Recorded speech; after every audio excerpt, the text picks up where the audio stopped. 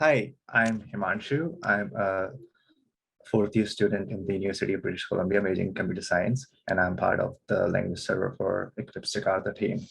I'm going to introduce you all to the project first, and then my teammates will carry on.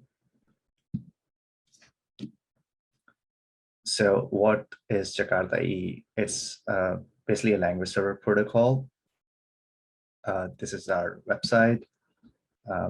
Is a set of specifications that enables the Java community to work on Java applications managed by Eclipse Foundation under the Java EE4J project.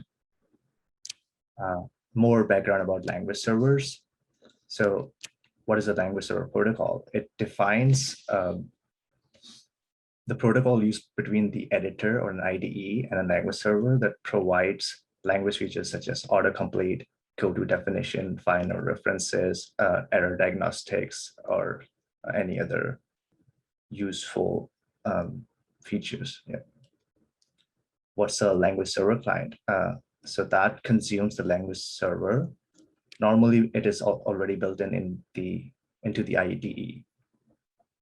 And Eclipse JDT, which is the Java development tools, it's a set of tools used to power the Eclipse Java development environment.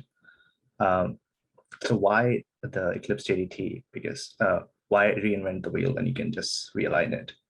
So we'll be basically basing it on top of that.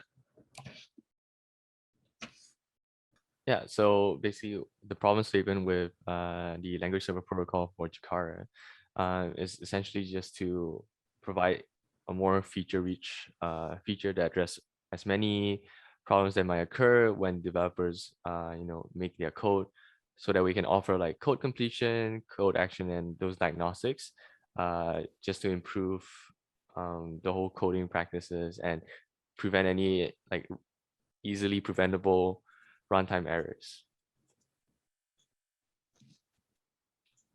So the user experience is very straightforward. Just like what Himanshu explained, is that when users download their favorite IDE, in this case I guess Eclipse with the JDT, we want it to be as simple as just install this plugin, start writing your application using Jakarta EE APIs, and as you go on, the language server protocols ideally is to provide all these fixes, warnings, suggestions, and also even just provide like snippets of code just to fasten your whole development process.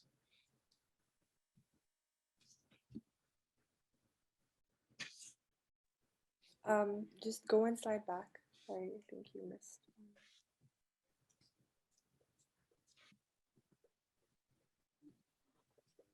One side. Yeah. Okay, so I'm just going to talk a bit about what we did during the code sprint. And on Friday, we started out with learning about Eclipse, Jakarta EE, the language servers, and how they come together and tie up into the project that is a language server protocol for Jakarta. We set up our workspaces, configured Java SE11, Eclipse, Maven, and also did a bit of troubleshooting. And then for increased efficiency, we divided ourselves further into two groups so we could handle different APIs that are yet to be tackled by the Jakarta EE language server. And these two different APIs are Annotations 2.0, and Daniel, Shonak, and Zijian are working on that. And the second one is Jakarta Dependency Injection. Alvin, Himanshu, and myself are working on that. And we also just delve deeper into the API documentation so we could get a better understanding of all the issues that can arise and that already exist. And we also researched on how we can determine if the language server can detect these problems. And on Saturday, we further spent more time identifying issues, and we did a lot of testing just to, again, determine if these are the issues that we want to tackle for the rest of the semester. We documented it thoroughly so we can refer to it in the future. And yeah, this is the framework that we will be working on for the rest of the semester. So let me just expand on the project that my team was working on, which is the dependency injection. So the idea of dependency injection, it's just a design pattern. It's basically to avoid tightly coupled coding practices to prevent like the internal side to be dependent on, to let the internal side to initialize all these objects, which is a very bad practice. So dependency injection, what it does is that we let the external party to pass in information to the internal side. So in terms of what Jakarta is doing, is trying to automate that process, make it more abstract and high level under the hood, which helps maximizes reusability, helps improve testability as well through mocking all these objects, and makes the code much more simpler and thus improving the maintainability as well. So some of the issues that we have found during the code sprint that was not addressed by the language server was like circular dependencies.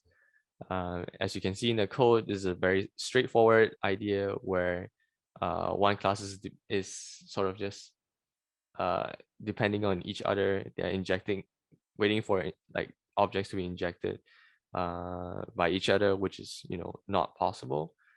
The next thing is just about no argument constructors. It's just by the documents that when we have dependencies, they must have a very trivial, explicitly determined no argument constructor. The next problem we've encountered was just ambiguous injections. This occurs when you have two classes that has like the same parent classes or superclass, but the dependency doesn't actually know which actual subclasses to inject into. So that was one of the problem we would have. More problems would be the unmapped, unsatisfied dependencies.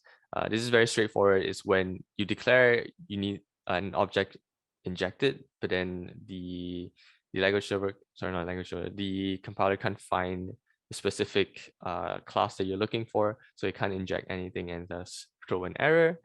Another simple one is just you can't annotate, you can't put more than one annotation because that would be a conflict. And the last thing is also just not having final injected views, because if your view is already final, it's like you can't really inject anything to a final view.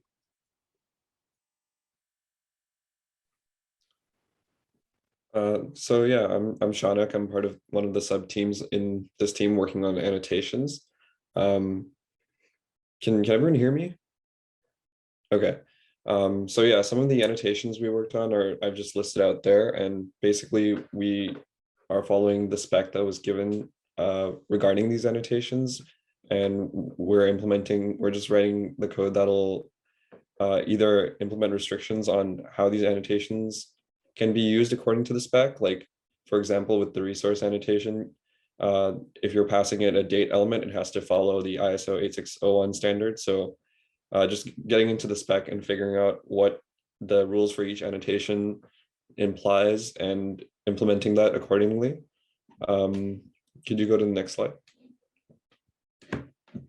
So yeah, some issues that we identified with annotations, or this is rather just one issue this is an example of an issue that we found this weekend, that sometimes the annotation is used on a method and the restriction of the annotation might be that, oh, it has to have a certain return type that's compatible with it. And without access to like a type hierarchy in our files, we can't consistently infer the types all the time. So this is just an example of so we have to decide how to resolve this, whether that's going to be in the form of a warning, a quick fix, or things like that as part of the LSP protocol to best conform to the spec. And yeah, so we've just opened issues and I've linked them there if anyone's interested.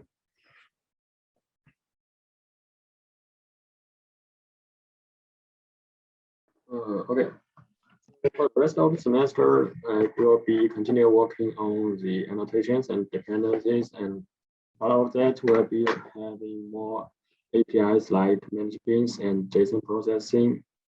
And also, we haven't tested our code thoroughly, so later on we'll be working on some tests for the parts that we'll be already working on, and in the end of this semester, we'll develop a initial application that can be used for the client. Also, for every one of us will have our own issue to work on, and that's it.